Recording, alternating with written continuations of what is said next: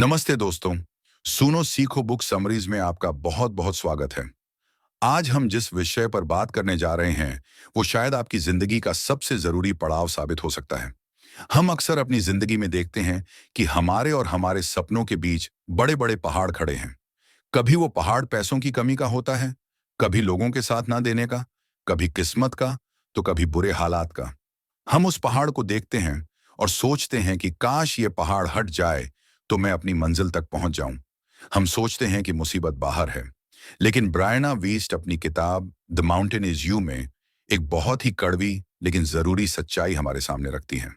वो समझाती हैं कि वो पहाड़ बाहर नहीं है, वो पहाड़ आपके रास्ते में नहीं खड़ा है, बल्कि वो पहाड़ आप खुद हैं। जी हाँ, वो पहाड़ आप ही हैं। इसका क्या मतलब है? इसका मतलब है कि आपके रास्ते की सबसे बड़ी रुकावट आप खुद ही हैं। आपकी आदतें, आपके पुराने डर, आपके सोचने का तरीका और आपका खुद को नुकसान पहुंचाने वाला व्यवहार। इसे मनोविज्ञान की भाषा में सेल्फ सबोटाज कहते हैं। सेल्फ सबोटाज वो चीज है जो हमें आगे बढ़ने से रोकती है, तब भी जब हमें पता होता है कि हमें क्या करना चाहिए। हम जानते हैं कि हमें सेहतमंद खाना चाहिए, फिर भी हम जंक फूड खाते हैं। हम जानते हैं कि हमें उस प्रोजेक्ट पर काम करना चाहिए, फिर भी हम टालते रहते हैं। आखिर क्यों? क्यों हम अपने ही दुश्मन बन जाते हैं? क्यों हम अपनी ही खुशियों को बर्बाद कर देते हैं? आज हम इन्हीं सवालों की गहराइयों में उतरेंगे। हम समझेंगे कि हम ऐसा क्यों करते हैं, और सबसे जरूरी बात, हम खुद पर काबू यानी सेल्फ मास्टरी कैसे पा सकते हैं। यह चर्चा 7 गहरे हिस्सों में बंटी है। तो चलिए, एक गहरी सांस लीजिए और शुरू करते हैं इस सफर को। भाग 1, पहाड़ आप ही हैं। सबसे पहले हमें यह समझना होगा कि यह सेल्फ सबोटाज आखिर है क्या, और यह हमारी जिंदगी में पहाड़ बनकर क्यों खड़ा हो जाता है। अक्सर लोग सोचते हैं कि सेल्फ सबोटाज का मतलब है कि हम खुद से नफरत करते हैं या हम चाहते हैं कि हमारा बुरा हो, लेकिन यह सच नहीं है। कोई भी इंसान जानबूझकर अपना बुरा नहीं चाहता। असल में सेल्फ सबोटाज एक तरह की अनकॉन्शियस नीड यानी अचेतन जरूरत है। यानी आपके अंदर की कोई अनकही जरूरत है जो इस बुरे व्यवहार से पूरी हो रही है। इस बात को थोड़ा गहराई से समझते हैं। सोचिए, एक इंसान है जो बहुत कामयाब होना चाहता है। वो दिन रात मेहनत करता है, लेकिन जैसे ही वो सफलता के करीब पहुंचता है, वो डर जाता है और कोई ऐसी गलती कर देता है जिससे सब कुछ खराब हो जाता है। ऊपर से देखने पर लगेगा कि वो बेवकूफ है या उसकी किस्मत खराब है, लेकिन अगर हम गहराई में देखें तो शायद उसे सफलता से डर लगता है। शायद उसे लगता है कि अगर वो सफल हो गया तो लोग उससे जलने लगेंगे, या उस पर जिम्मेदारियां बढ़ जाएंगी, या वो अकेला पड़ जाएगा। तो उसका दिमाग उसे उस अकेला पड़ जाने के डर से बचाने के लिए उसे सफल ही नहीं होने देता। यही है सेल्फ सबोटाज। ये हमारा दिमाग हमें बचाने की कोशिश कर रहा है, लेकिन गलत तरीके से। हमारे अंदर 2 हिस्से होते हैं। पहला है कॉन्शियस माइंड यानी चेतन मन, जो जानता है कि हमें क्या चाहिए। यह हिस्सा कहता है कि मुझे फिट होना है, मुझे पैसे कमाने हैं, मुझे खुश रहना है। दूसरा हिस्सा है अनकॉन्शियस माइंड यानी अवचेतन मन। यह हिस्सा पुरानी आदतों, डर और पुराने अनुभवों से चलता है। यह हिस्सा कहता है कि नहीं, बदलाव खतरनाक है, वहीं रहो जहां हो, यह सुरक्षित है। जब इन दोनों हिस्सों में लड़ाई होती है तो एक पहाड़ बन जाता है। जैसे धरती के नीचे टेक्टोनिक प्लेट्स के टकराने से पहाड़ बनते हैं, वैसे ही जब आपके अंदर आपकी नई चाहतें और आपके पुराने डर आपस में टकराते हैं तो आपका पर्सनल पहाड़ बन जाता है। आपका पहाड़ कुछ भी हो सकता है। हो सकता है आपका पहाड़ आपका करियर हो। आप नौकरी बदलना चाहते हैं लेकिन इंटरव्यू देने से डरते हैं। हो सकता है आपका पहाड़ आपका वजन हो। आप पतला होना चाहते हैं लेकिन एक्सरसाइज करने से कतराते हैं। हो सकता है आपका पहाड़ आपके रिश्ते हों। आप प्यार चाहते हैं लेकिन लोगों पर भरोसा करने से डरते हैं। लेकिन सबसे बड़ी बात यह है कि यह पहाड़ आपको रोकने के लिए नहीं है। यह पहाड़ आपको यह बताने के लिए है कि अब आपको बदलने की जरूरत है। लेकिन इंसान की फितरत है कि वो तब तक नहीं बदलता जब तक कि बदलना जरूरी ना हो जाए। हम लोग आराम पसंद होते हैं। हम तब तक नहीं जागते जब तक हम रॉक बॉटम यानी बिल्कुल निचले स्तर पर नहीं आ जाते। रॉक बॉटम का मतलब है वो जगह जहां गिरने के बाद और नीचे गिरने की जगह नहीं बचती। ये वो वक्त होता है जब आपकी सारी पुरानी आदतें, सारे बहाने फेल हो जाते हैं। आपको लगता है कि जिंदगी खत्म हो गई, लेकिन असल में रॉक बॉटम सबसे अच्छी जगह है नई शुरुआत करने के लिए। क्योंकि जब आप सबसे नीचे होते हैं तभी आपके अंदर से एक आवाज आती है कि बस अब और नहीं, मैं अब इस तरह नहीं जी सकता। ये जो गुस्सा, ये जो हताशा आप महसूस करते हैं रॉक बॉटम पर, यही वो ईंधन है जो आपको पहाड़ चढ़ने की ताकत देगा। याद रखिए, आपका मकसद पहाड़ को हटाना नहीं है। आपका मकसद पहाड़ पर चढ़कर उस पार जाना है। और इस सफर में आप वो इंसान नहीं रहेंगे जो आप आज हैं। पहाड़ चढ़ने के लिए आपको बदलना पड़ेगा। भाग दो, सेल्फ सबोटाज जैसा कुछ नहीं होता। ये सुनने में थोड़ा अजीब लग सकता है। अभी तो हमने बात की कि हम खुद को रोकते हैं, और अब हम कह रहे हैं कि सेल्फ सबोटाज जैसा कुछ होता ही नहीं है। यहां समझने वाली बात यह है कि जिसे हम सेल्फ सबोटाज कहते हैं, वो असल में हमारे दिमाग का एक कोपिंग मैकेनिज्म है। यानी हमारा दिमाग किसी चीज से निपटने की कोशिश कर रहा है। अगर आप कोई काम कर रहे हैं, चाहे वो कितना ही बुरा क्यों ना हो, उसका कोई ना कोई मकसद जरूर है। कोई भी इंसान बिना वजह कुछ नहीं करता। जिसे हम रुकावट समझ रहे हैं, वो असल में हमारे दिमाग का सुरक्षा कवच है। चलिए इसे कुछ गहरे उदाहरणों से समझते हैं। सबसे पहले बात करते हैं टालमटोल यानी प्रोक्रेस्टिनेशन की। मान लीजिए आप अपना काम हमेशा कल पर टालते हैं। आपको लगता है कि आप आलसी हैं, लेकिन क्या वाकई आप आलसी हैं? शायद नहीं। हो सकता है कि आप परफेक्शनिस्ट हैं। आपको डर है कि अगर आपने काम शुरू किया और वो परफेक्ट नहीं हुआ तो आपको बुरा लगेगा। आप उस फेल होने के डर या कमी महसूस होने के एहसास से बचने के लिए काम को शुरू ही नहीं करते। तो यहां आपका दिमाग आपको आलसी नहीं बना रहा, वो आपको असफलता के एहसास से बचा रहा है। दूसरा उदाहरण है गलत रिश्तों का। कुछ लोग हमेशा गलत रिश्तों में पड़ जाते हैं। वो ऐसे लोगों को चुनते हैं जो उन्हें दुख देते हैं। क्यों? क्या उन्हें दुख पसंद है? नहीं। शायद उनके अंदर एक डर है कि अगर कोई उन्हें सच में प्यार करेगा तो वो उस इंसान को खो देंगे। प्यार खोने का डर इतना बड़ा है कि वो ऐसे लोगों को चुनते हैं जिनसे वो कभी पूरी तरह जुड़ ही ना पाए, ताकि जब वो रिश्ता टूटे तो उन्हें ज्यादा दर्द ना हो।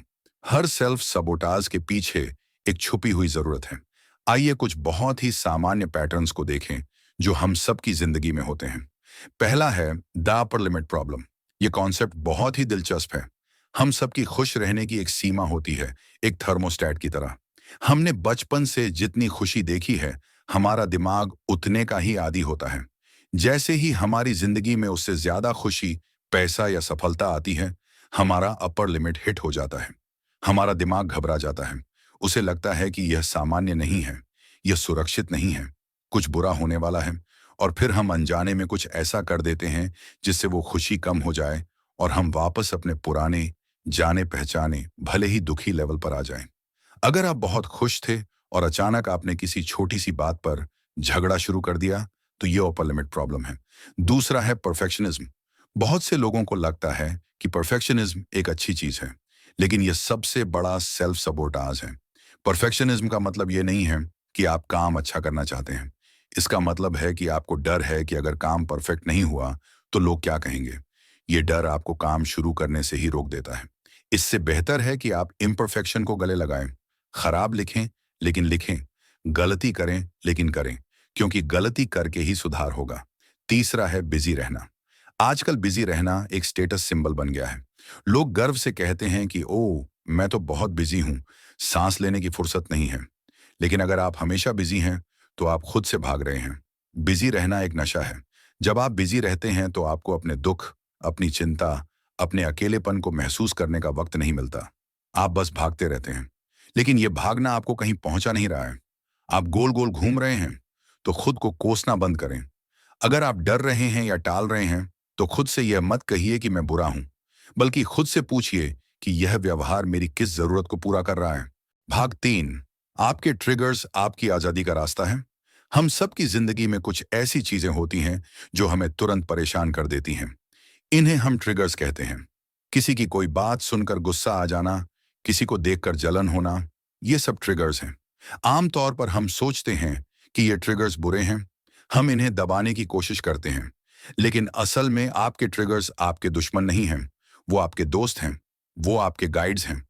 वो आपको बताने आए हैं कि आपके अंदर कहाँ घाव हैं जिन्हें भरने की जरूरत है। अगर आपके हाथ में चोट लगी है और कोई वहां छूता है, तो आपको दर्द होता है। दर्द का मतलब यह नहीं है कि वो इंसान बुरा है। दर्द का मतलब यह है कि वहां एक चोट है जिस पर ध्यान देने की जरूरत है। वैसे ही जब आपको किसी बात पर गुस्सा या दुख होता है, तो वो आपको बता रहा है कि आपके मन में कहीं चोट लगी है। चलिए कुछ मुख्य भावनाओं को समझते हैं कि वो हमें क्या सिखा रही हैं। पहली भावना है गुस्सा यानी एंगर। गुस्सा हमें बताता है कि हमारी सीमाएं यानी बाउंड्रीज कहाँ हैं। जब कोई आपकी इज्जत नहीं करता या आपके साथ नाइंसाफी करता है तो आपको गुस्सा आता है। यह गुस्सा आपको यह ताकत देता है कि आप खड़े हों और कहें, बस यह गलत है, मैं इसे बर्दाश्त नहीं करूंगा। गुस्से को हिंसा में बदलना बुरा है, लेकिन गुस्से को महसूस करना और उसे बदलाव के लिए इस्तेमाल करना बहुत जरूरी है। दूसरी भावना है जलन या ईर्ष्या। यह बड़ा ही दिलचस्प इमोशन है। हम अक्सर जलन को बुरा मानते हैं, लेकिन जलन एक बहुत बड़ा इशारा है। आप सिर्फ उन्हीं लोगों से जलते हैं जो वो कर रहे हैं जो आप करना चाहते हैं। अगर आप किसी बिजनेसमैन को देखकर जलते हैं, तो इसका मतलब है कि आपके अंदर भी एक बिजनेसमैन छुपा है। तो अगली बार जब जलन हो, तो खुद को कोसने के बजाय खुद से पूछिए कि यह इंसान ऐसा क्या कर रहा है जो मैं करना चाहता हूं। जलन को प्रेरणा में बदल दीजिए। तीसरी भावना है डर यानी फियर। डर हमें बताता है कि हम किसी ऐसी चीज के करीब हैं जो हमारे लिए महत्वपूर्ण है। हम सिर्फ उन्हीं चीजों से डरते हैं जिन्हें हम खोना नहीं चाहते या जहां हम फेल नहीं होना चाहते। अगर आपको किसी काम को करने में डर लग रहा है, तो इसका मतलब है कि वो काम आपकी ग्रोथ के लिए जरूरी है। एक बहुत बड़ा सवाल यह आता है कि अंतर्ज्ञान यानी इंट्यूशन और डर में क्या फर्क है। इंट्यूशन हमेशा शांत होता है। वो चिल्लाता नहीं है। वो बस एक हल्की सी आवाज होती है जो कहती है कि ये मत करो, ये सही नहीं है। ये वर्तमान पल में होता है। जबकि डर हमेशा शोर मचाता है। वो आपको पैनिक करवाता है।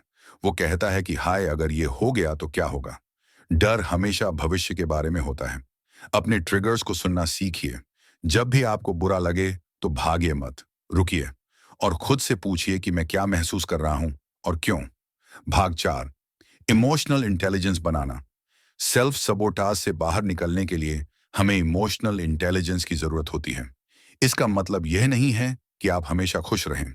इसका मतलब है कि आप अपनी भावनाओं को समझ सकें और उन्हें सही तरीके से व्यक्त कर सकें। हमारा दिमाग आराम चाहता है। वो चाहता है कि सब कुछ वैसा ही चलता रहे जैसा चल रहा है। जब भी आप कुछ नया करने की कोशिश करते हैं, आपका दिमाग प्रतिरोध पैदा करता है। यहाँ पर एक बहुत जरूरी कॉन्सेप्ट है, माइक्रो शिफ्ट्स। हम अक्सर सोचते हैं कि हमें अपनी जिंदगी बदलने के लिए कोई बड़ा धमाका करना होगा। हम सोचते हैं कि कल से मैं बिल्कुल बदल जाऊंगा, सुबह 4 बजे उठूंगा, 2 घंटे एक्सरसाइज करूंगा। लेकिन होता क्या है, 2 दिन बाद हम फुस्स हो जाते हैं। क्यों? क्योंकि इतना बड़ा बदलाव हमारे दिमाग के लिए शॉक जैसा होता है। वो घबरा जाता है और पूरी ताकत से हमें रोक देता है। असली बदलाव माइक्रो शिफ्ट से आता है, यानी बहुत छोटे छोटे बदलाव। इतने छोटे कि आपके दिमाग को पता भी ना चले कि आप बदल रहे हैं। अगर आप हेल्दी खाना चाहते हैं, तो पूरी डाइट बदलने की बजाय बस दिन में एक बार पानी ज्यादा पीना शुरू कीजिए। अगर आप किताब पढ़ना चाहते हैं, तो 50 पेज पढ़ने की बजाय बस रोजाना एक पेज पढ़िए। यह सुनने में बहुत कम लगता है, लेकिन जब आप रोज एक पेज पढ़ते हैं, तो आपके दिमाग को डर नहीं लगता। धीरे धीरे यह आपकी आदत बन जाती है। जिंदगी बदलने के लिए आपको मोटिवेशन की जरूरत नहीं है, आपको मोमेंटम की जरूरत है। और मोमेंटम छोटे कदमों से बनता है। इस हिस्से में एक और जरूरी बात है, चिंता और प्लानिंग में फर्क। चिंता का मतलब है कुर्सी पर बैठकर सोचना कि हाय क्या होगा, हाय क्या होगा। इससे कुछ हल नहीं होता, बस तनाव बढ़ता है। प्लानिंग का मतलब है सोचना कि अगर बुरा हुआ तो मैं क्या करूंगा। जब आपके पास प्लान होता है, तो आपकी चिंता खत्म हो जाती है।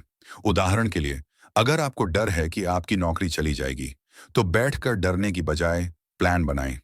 अगर मेरी नौकरी गई तो मेरे पास कितनी सेविंग्स हैं, मैं अपना रिज्यूमे अपडेट कर लेता हूं। जैसे ही आपने ये कदम उठाए, आपका डर गायब हो जाएगा, क्योंकि अब आप एक्शन मोड में हैं, रिएक्शन मोड में नहीं। भाग 5, अतीत को छोड़ना। पहाड़ पर चढ़ने के लिए हमारा हल्का होना जरूरी है, लेकिन हम में से ज्यादातर लोग अपने कंधों पर अतीत का भारी बोझ लेकर चल रहे हैं।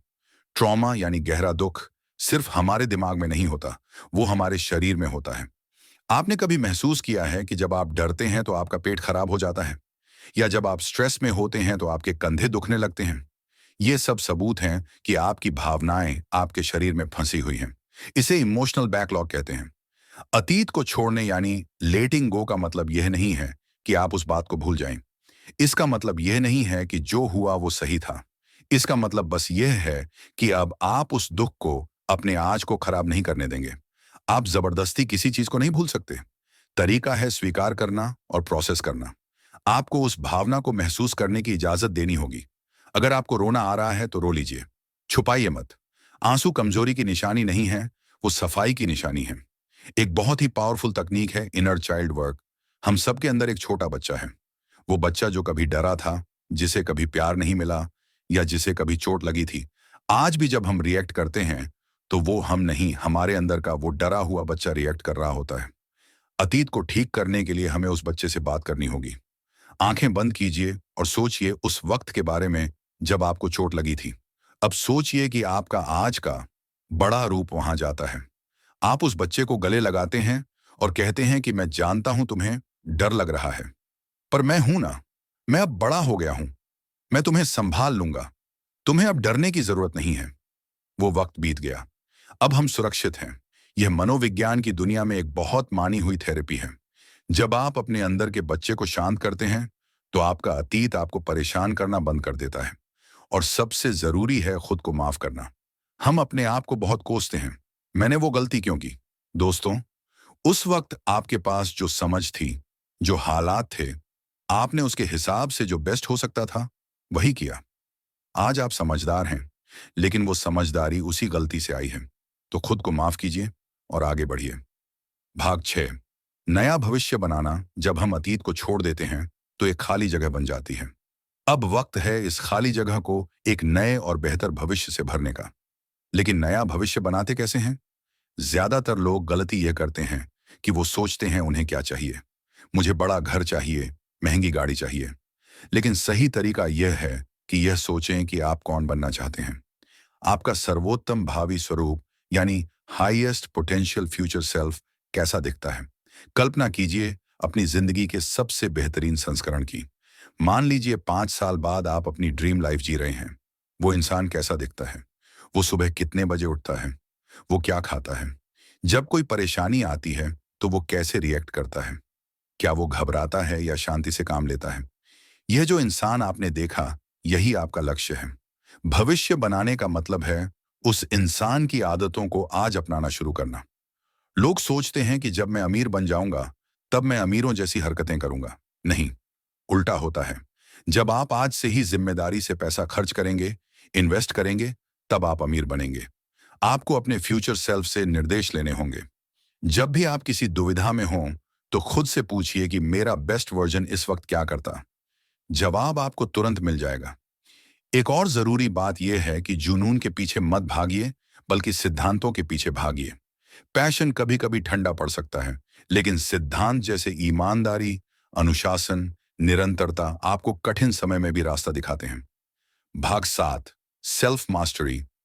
अब हम इस चर्चा के आखिरी और सबसे महत्वपूर्ण हिस्से पर पहुंच गए हैं। Self mastery.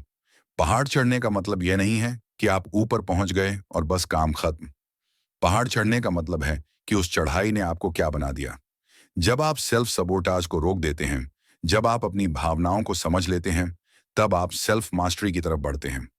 सेल्फ मास्टरी का मतलब यह नहीं है कि आप कभी फेल नहीं होंगे या आपको कभी गुस्सा नहीं आएगा। सेल्फ मास्टरी का मतलब है कि चाहे बाहर कुछ भी हो रहा हो, आप अंदर से नहीं हिलेंगे। आप प्रतिक्रिया करने की बजाय जवाब देंगे।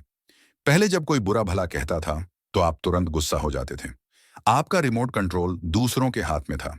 लेकिन अब जब कोई कुछ कहता है तो आप शांत रहते हैं। आप सोचते हैं कि इसने जो कहा वो इसकी सोच है, मेरी सच्चाई नहीं। यह है सेल्फ मास्टरी। इस स्टेज पर आप मन की शांति को सबसे ऊपर रखते हैं। ब्रायना कहती हैं कि peace is the new happiness, यानी शांति ही नई खुशी है। खुशी आती जाती रहती है, लेकिन शांति टिकाऊ होती है। जब आप सेल्फ मास्टरी हासिल करते हैं तो आप विक्टिम बनना छोड़ देते हैं। आप यह कहना बंद कर देते हैं कि मेरे साथ बुरा क्यों हुआ। आप कहना शुरू करते हैं कि जो हुआ सो हुआ, अब मैं इससे कैसे निपट सकता हूं। आप अपनी जिंदगी की पूरी जिम्मेदारी अपने हाथों में ले लेते हैं। और सबसे खूबसूरत बात यह है कि आप जिंदगी को एंजॉय करना सीखते हैं। सिर्फ बड़ी मंजिल मिलने पर नहीं, बल्कि सफर के हर छोटे पल में। सुबह की चाय में, दोस्तों की हंसी में, हवा के झोंके में। निष्कर्ष तो दोस्तों, ये पूरा सफर हमें एक ही बात सिखाता है कि वो पहाड़ जिसे आप बाहर देख रहे थे, वो कभी आपको रोकने के लिए था ही नहीं। वो पहाड़ वहां इसीलिए था ताकि आप उस पर चढ़ना सीखें, ताकि आप अपने आप को मजबूत करें, ताकि आप ऊपर पहुंचकर वो नजारा देख सकें जो नीचे से नहीं दिखता। आपकी जिंदगी अभी शुरू हुई है। जो मुश्किलें आपने झेली हैं, वो सजा नहीं थी, वो ट्रेनिंग थी। वो तैयारी थी आपके उस वर्जन के लिए जो आप अब बनने वाले हैं। अब आपके पास दो रास्ते हैं। या तो आप वापस अपनी पुरानी जिंदगी में लौट जाएं, वही आदतें, वही डर, या फिर आज, अभी आप एक फैसला करें। पहाड़ चढ़ने का फैसला। ये आसान नहीं होगा। इसमें पसीना बहेगा, लेकिन विश्वास कीजिए, जब आप उस पहाड़ की चोटी पर खड़े होंगे और पीछे मुड़कर देखेंगे, तो आपको गर्व होगा। आप देखेंगे कि वो पहाड़ अब आपके नीचे है और आप उससे बड़े हो गए हैं। याद रखिए, पहाड़ आप ही हैं और उसे जीतने की ताकत भी आप ही के अंदर है। अगर आपको यह चर्चा पसंद आई और इसने आपकी सोच को नई दिशा दी, तो सुनो सीखो बुक समरीज को सब्सक्राइब करना ना भूलें। हम ऐसे ही गहरे और जीवन बदलने वाले विषयों पर चर्चा लाते रहेंगे। अपना ख्याल रखिए और चढ़ाई जारी रखिए। धन्यवाद।